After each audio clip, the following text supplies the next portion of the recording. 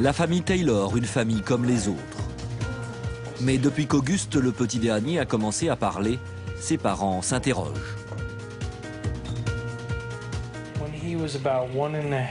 Un jour, Gus devait avoir 1 an et demi.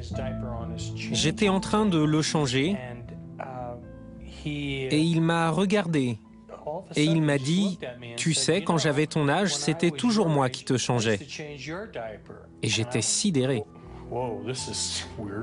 Son grand-père est mort 1 an avant sa naissance. Il ne l'a donc pas connu, mais il a toujours prétendu être sa réincarnation. Et à chaque fois que l'on parlait de grand-père Augie, il disait « Vous parlez de moi ?»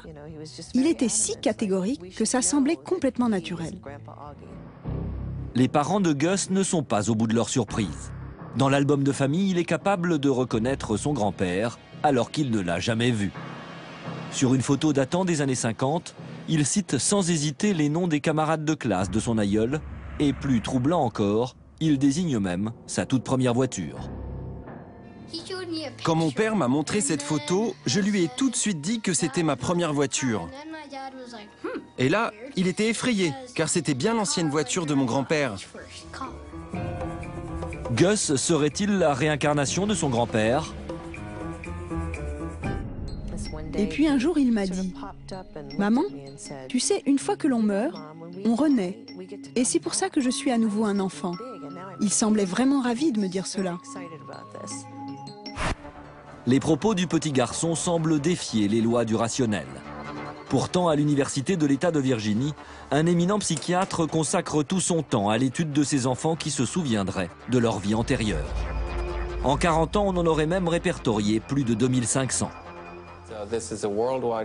On observe ce genre de cas partout dans le monde et dans des familles qui ne croient pas forcément à la réincarnation.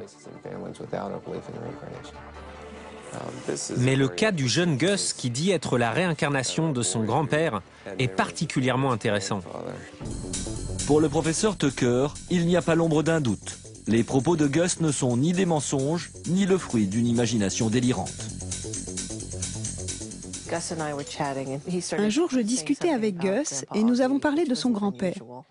Je lui ai demandé s'il avait des frères et des sœurs lorsqu'il était grand-père Augie.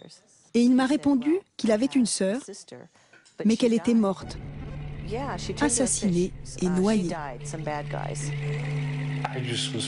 Je suis resté sans voix. J'étais abasourdi. Je me demandais comment il pouvait savoir une chose pareille.